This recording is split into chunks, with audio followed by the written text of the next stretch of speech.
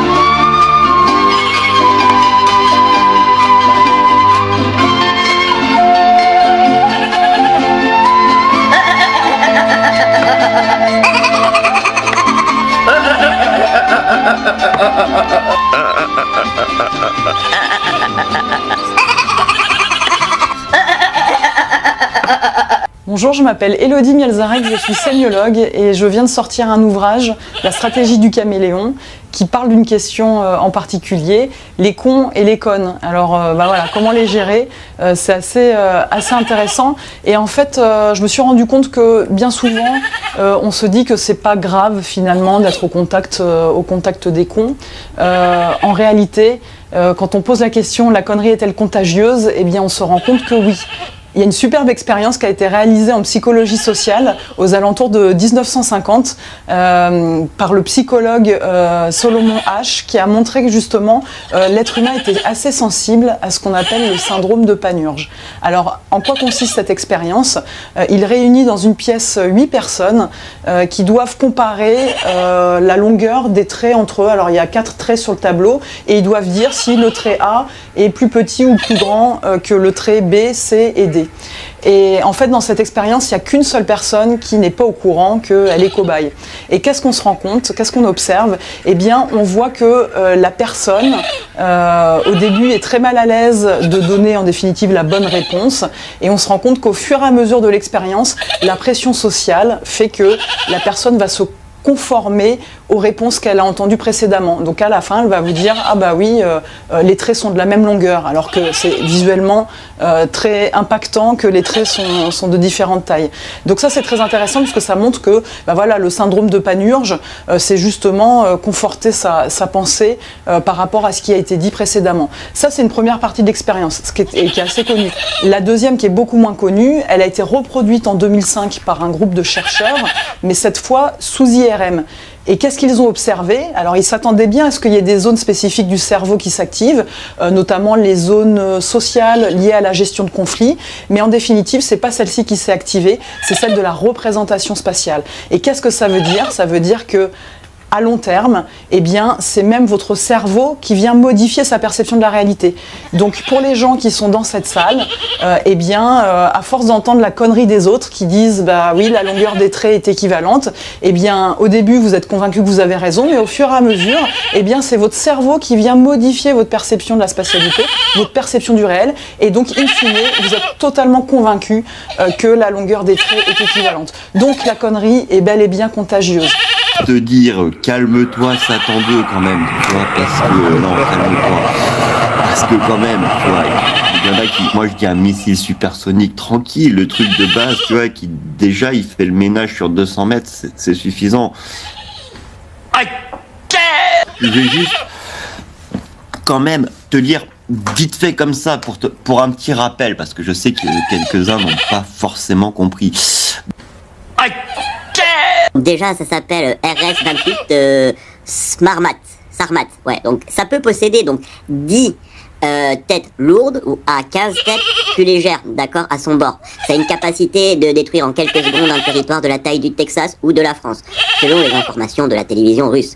Ce missile peut parcourir jusqu'à 10 000 km. Donc, comme les mecs, ils ont la moitié de la planète, si tu veux, au niveau des longitudes, ils s'en battent les couilles. Ils ont 11 ou 12 fuseaux horaires différents, donc si tu veux, de partout où ils sont, ils peuvent t'enculer sur toute la planète. Voilà, donc déjà ça c'est la base. Et il va à une vitesse de pointe de 7 km par seconde. À cette vitesse, il pourrait parcourir Moscou-Londres en seulement 6 minutes, vois-tu. La puissance maximale du missile est d'environ 50 mégatonnes, donc ça j'imagine que c'est... Salut les gars, reste pas longtemps. Laura, Satan 2, calme-toi. Donc j'ai envie de te dire que s'ils envoient Satan 2, c'est pas juste l'Elysée qui est détruit, les gars. C'est ça, RS-28 Sarmat, exactement, tout à fait, Ritonton, c'est exactement ça. Au soleil, sous la pluie, à midi ou à minuit, avec un super Sonic qui arrive, on voit les étoiles. Oh, Champs-Élysées, palapalapap. Et là, boum, gros missile, ils vont me dire que c'est moi le complotiste terroriste qui a motivé Poutine avec mon chant magnifique.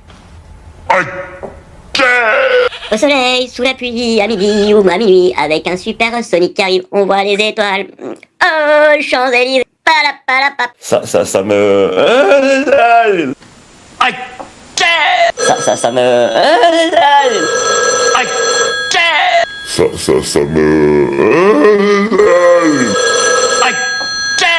Au soleil, sous la pluie, à midi ou à minuit, avec un super Sonic qui arrive, on voit les étoiles. Oh, Champs-Élysées, palapalapap. Et là, boum, gros missile, ils vont me dire que c'est moi le complotiste terroriste qui a motivé Poutine avec mon chant magnifique. Allô.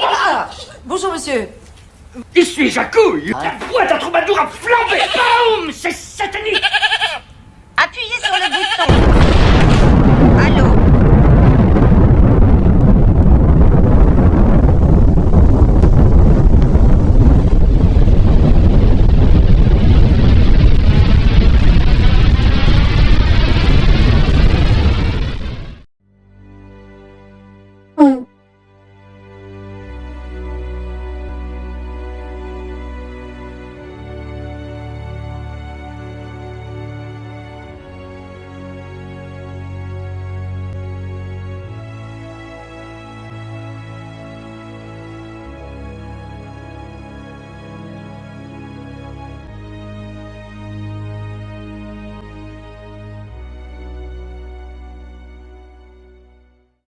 Non.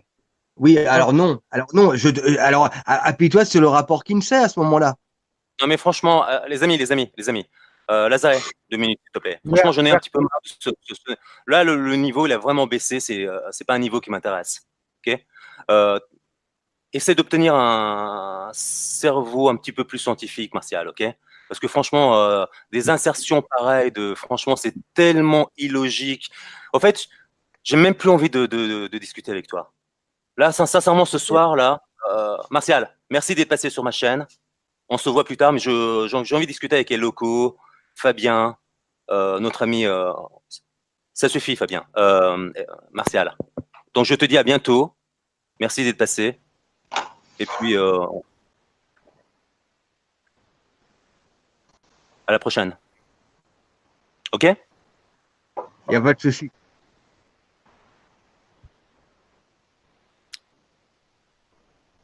Ouais, j'avais une question.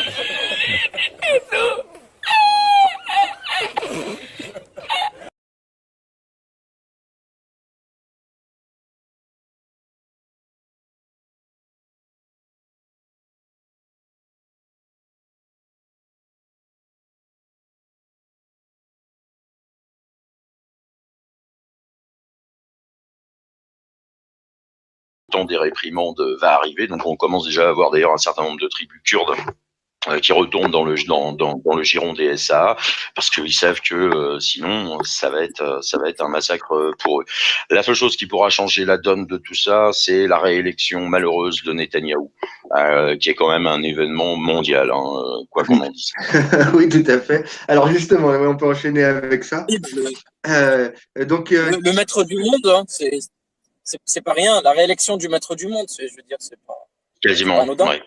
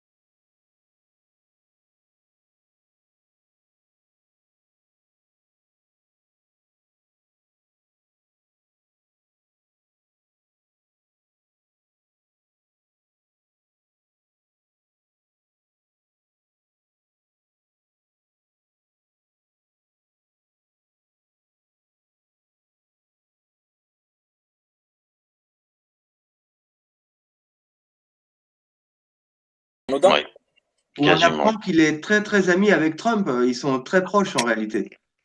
Bah, Kushner, son beau-fils, enfin l'autre, il a la langue tellement coincée dans le cul de Netanyahou que l'autre il chie propre quoi, direct. Donc, enfin oui. Euh, est-ce que est-ce qu'ils sont amis, mon bon roi, ou je dirais l'implémentation de l'EPAC aux États-Unis est tellement puissante et tellement enracinée que Trump n'a pas le choix. Alors, est-ce que N'a pas le choix. je sais pas si c'est digne de foi, mais j'ai entendu à la radio que Netanyahou connaissait Trump depuis la période de son ascension dans l'immobilier. Donc, il l'aurait connu quasiment pauvre. Il l'a connu que millionnaire et que leur amitié était aussi une amitié de business.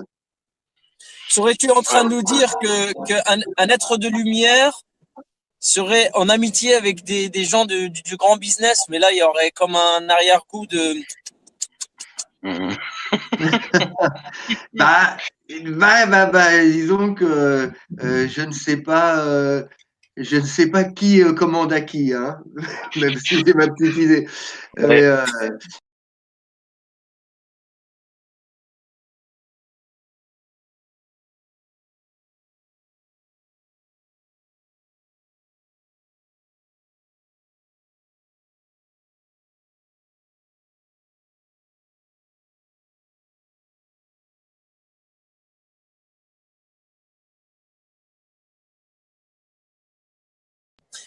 Et comment on le dit en marketing, que l'on parle de nous en bien ou en mal, on s'en fout tant que ça parle de nous.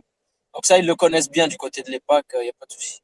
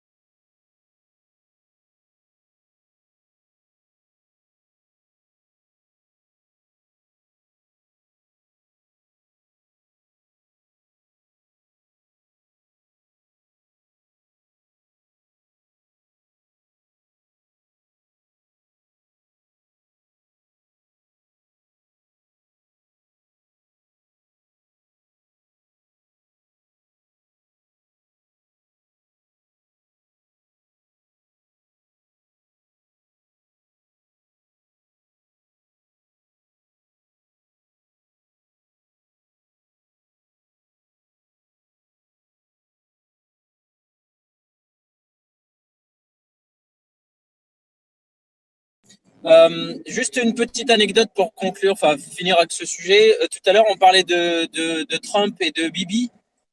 Il ne faut pas oublier que Donald Trump est d'origine allemande, hein. Son grand-père était un migrant allemand.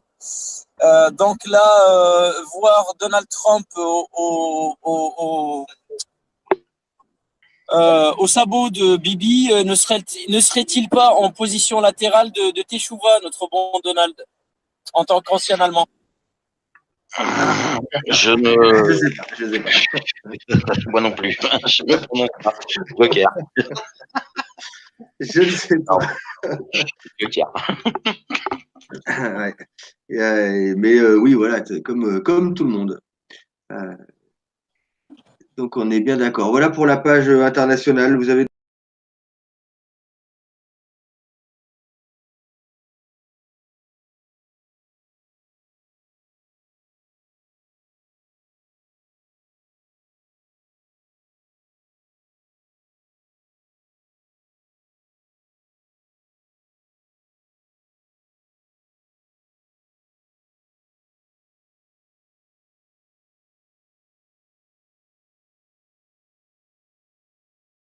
Va falloir que les gens choisissent leur camp. Alors, est-ce qu'on obtiendra la théorie que je défends depuis un certain temps, un scinement, à savoir dans l'espèce, c'est-à-dire qu'il y aura une partie de l'espèce qui partira vers le nouvel ordre mondial vendu par les sionistes et une partie qui va refuser et qui va s'organiser autrement, ou est-ce qu'on va partir vers un conflit civil, mais à l'échelle mondiale, parce que ça peut être une guerre civile à l'échelle mondiale, je ne sais pas. Mais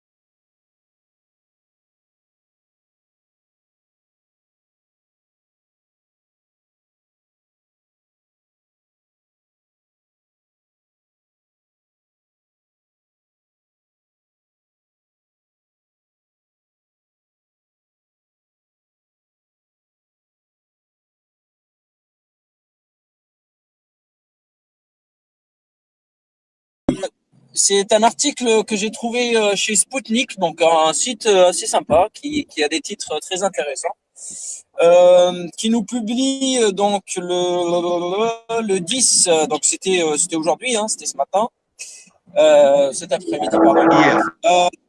Un article concernant le Maroc, pour rebondir sur le sujet de ce qu'on parlait tout à l'heure. Donc le roi Mohamed VI reçoit 70 Israéliens. Donc, selon la source Maghreb Intelligence, ce groupe de 70 touristes israéliens ont été accueillis dans la ville de Marrakech, au Maroc, et ont été reçus par le roi Mohamed VI dans le cadre d'un dîner, entre guillemets, un dîner en leur honneur. Donc, quel est le message, en fait, que Mimi VI voudrait envoyer? C'est pas un truc privé, hein, c'est vraiment un truc officiel. Donc, en quel honneur ce roi reçoit-il autant d'Israéliens officiellement? Alors, ne serait-il pas un message envoyé à leurs voisins algériens qui, les connaissant très frileux de l'entité dans laquelle s'est établie en Palestine, hein, cette tumeur internationale qui est appelée Israël? Donc, quel message voudrait-il envoyer? Voilà.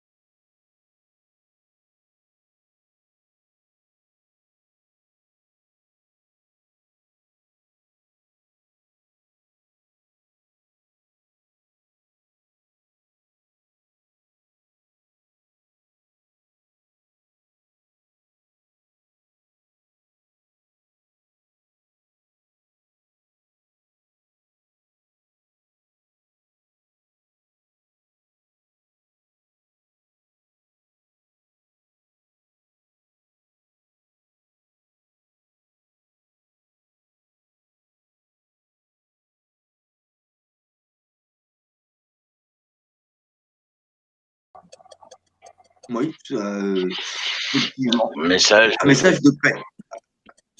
D'ailleurs, on en revient à ce que je disais tout à l'heure, hein, c'est-à-dire l'Algérie, comme je disais, n'a pas du tout envie justement de voir un espèce de grand Israël démarrer comme ça de Tel Aviv jusqu'au Maroc, puisque maintenant les Égyptiens ont fait leurs allégeances. La seule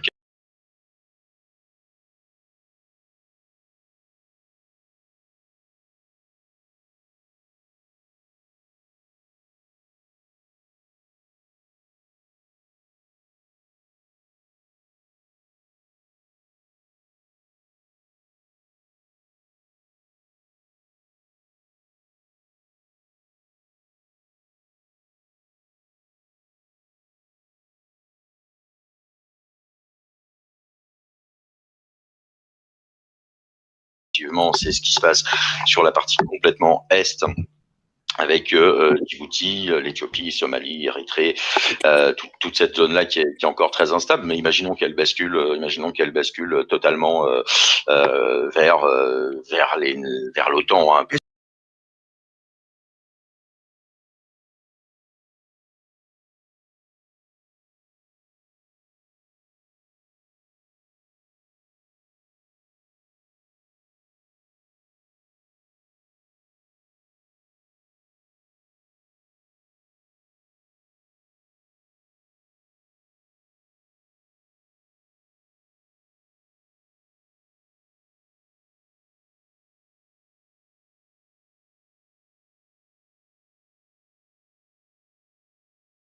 Est-ce qu'on sait qui étaient ces Israéliens? Question de Éric Pérou. C'était de l'opposition ou pas? Alors, l'article ne dit rien, hein. Il parle simplement de touristes israéliens. Voilà, touristes israéliens venus au Maroc. Rien de plus. Alors, que sont-ils venus faire en tant que touriste. Ça, j'ai pas envie de poser d'autres questions. Ça va déborder. Ça risque de déborder. Contiens-toi, mon général, contiens-toi. Salut, Non, parce que le Maroc est très connu comme pays touristique au niveau international. Avant, c'était la Thaïlande qui était numéro un. Maintenant, ça fait déjà quelques années que le Maroc a délogé cette place de pays touristique numéro un. Ouais.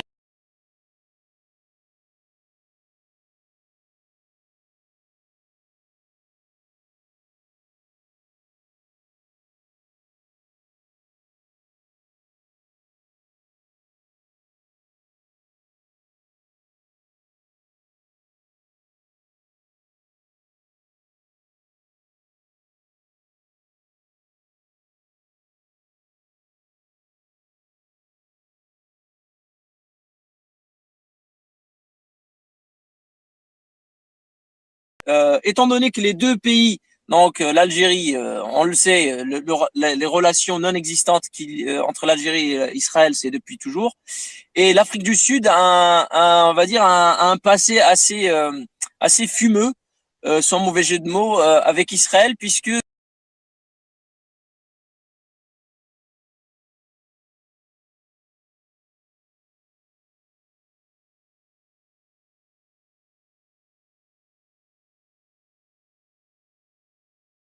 et donc Bibi a fait récemment, là, ces dernières années, un voyage mutuellement au Kenya et en Éthiopie. Et étrangement, après 15 jours après ces deux visites, il y a eu des attentats sur ces deux territoires. Alors, ne serait-il pas un moyen de braquer ces deux pays pour forcer un peu la patte à ce que Israël soit accepté en tant que candidat dans l'Union africaine?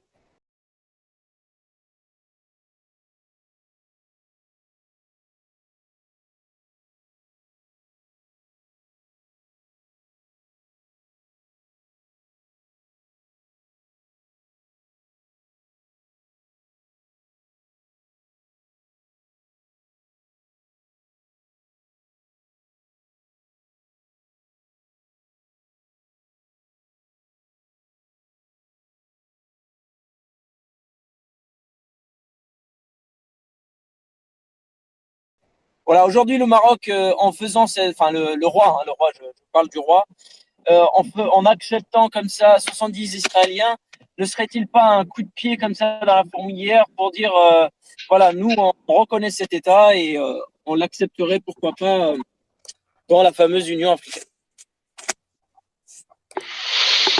Oui, oui, ça peut être effectivement un scénario. Mais bon, de toutes les façons, la femme du roi est directement issue des lignées, des De hautes lumière, lignées. oui. Oui, donc j'ai envie de dire qui est une proximité déjà, c'est c'est quasi naturel, quoi. Hein. Ah oui, oui,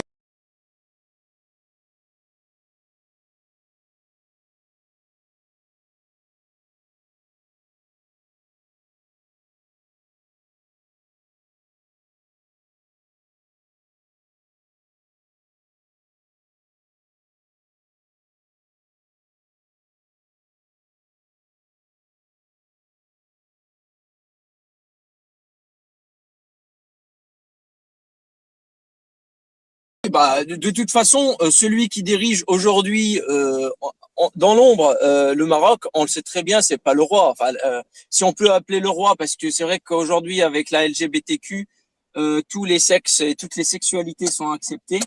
Donc, le roi Mohamed VI, avec sa sexualité débridée très étrange, celui qui dirige le pays, c'est Monsieur Azoulay, père de la fameuse Azoulay, tant connue en France. Hein, hein. Et toute la communauté de Lumière. Donc on sait que le Maroc, de tout temps, ça a été une succursale à aussi bien la France qu'Israël. Oui, ouais, ouais, tout à fait. Voilà. Merci, frère Tuck, de valider mes dires.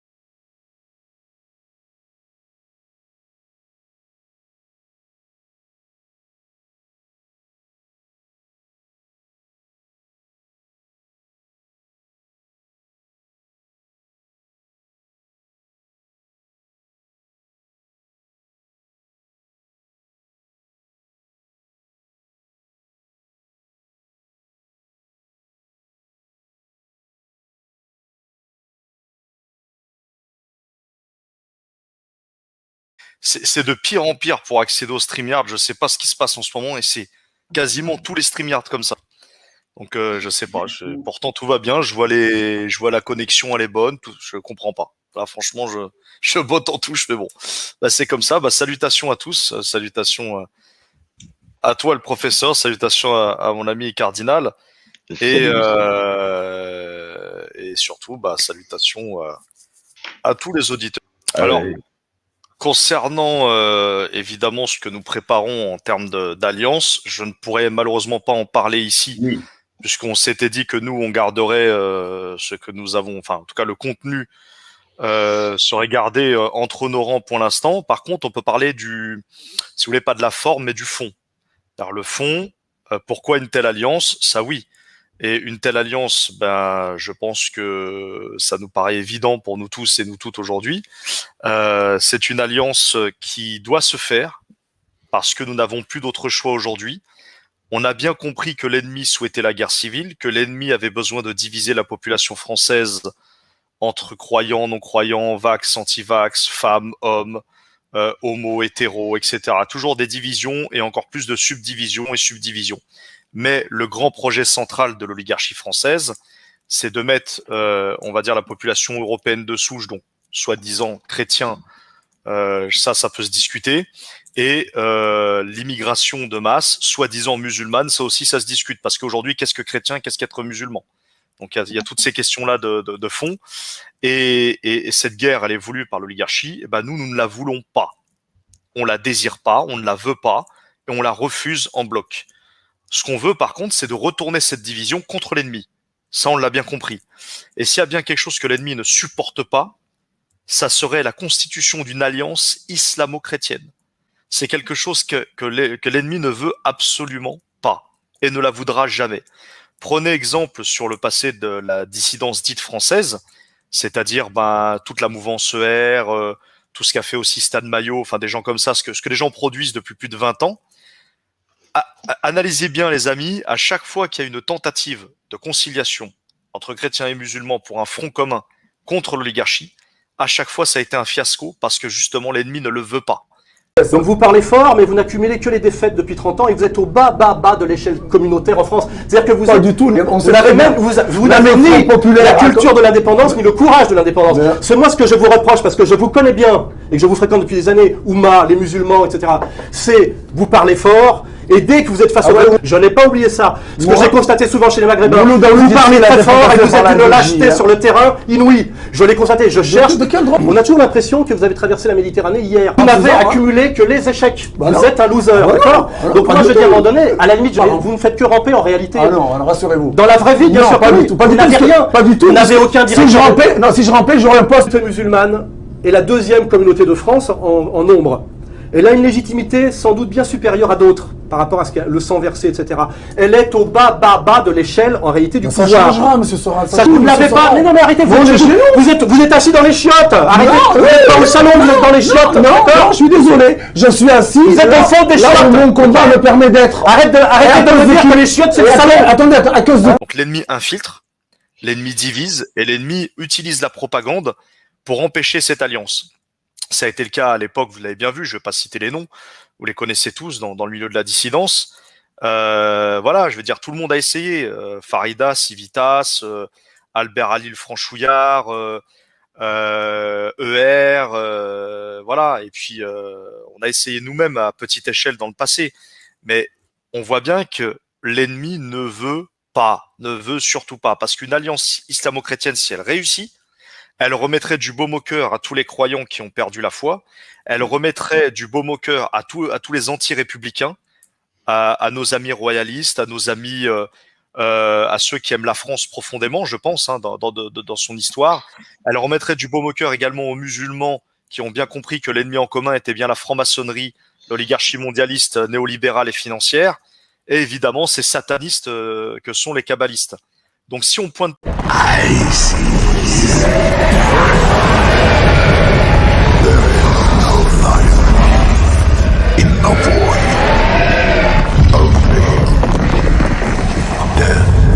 Eh bien, il faut mettre une stratégie en place. Nous avons besoin d'une stratégie, on a besoin d'une armée, et on a besoin de généraux et d'un leadership.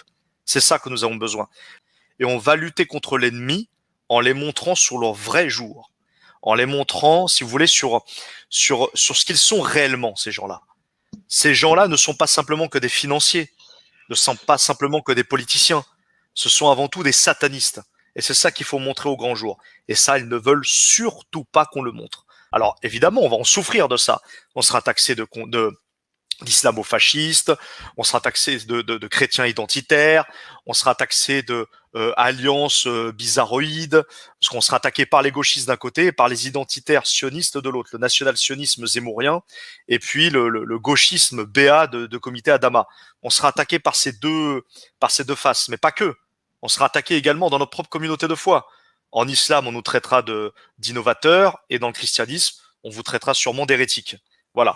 Donc évidemment, et c'est là où c'est intéressant, parce que quand on va subir toutes ces attaques, on verra en fait qu'on aura pointé du doigt le véritable problème. Nous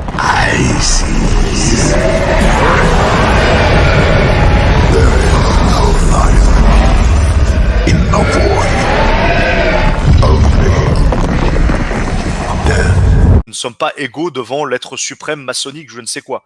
Ça sort de question. La liberté, c'est ce qui a tué notre peuple. Trop de liberté, regardez ce que ça nous a conduit, centre libertin,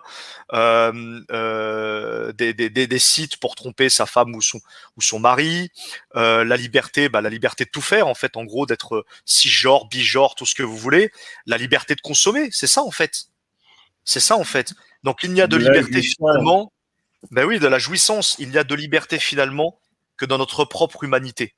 C'est là où est la liberté de croire, la liberté de chercher un sens, la liberté on va dire d'aimer son prochain. Oui, ça c'est la liberté. Mais si c'est pour déployer la liberté de consommer et la liberté d'éviter le pass sanitaire parce que je vais aller au resto, voilà, croyez-moi, on ne fera pas chuter l'oligarchie comme ça. Enfin voilà. Et le qui, on parle de vérité. On est d'accord, on parle pas de liberté, on parle de vérité. Eh ben oui, le qui, que ça plaise ou pas au système, je suis désolé pour ta chaîne, Pop-Pop. Le qui, Rothschild sont des assassins et des criminels. Oui, juifs, kabbalistes, et alors, ça s'appelle la vérité. Que ça plaise ou... La vérité n'est pas là pour plaire, les amis. La vérité ne sera jamais là pour plaire. Moi non plus, je suis pas antisémite. Excusez-moi.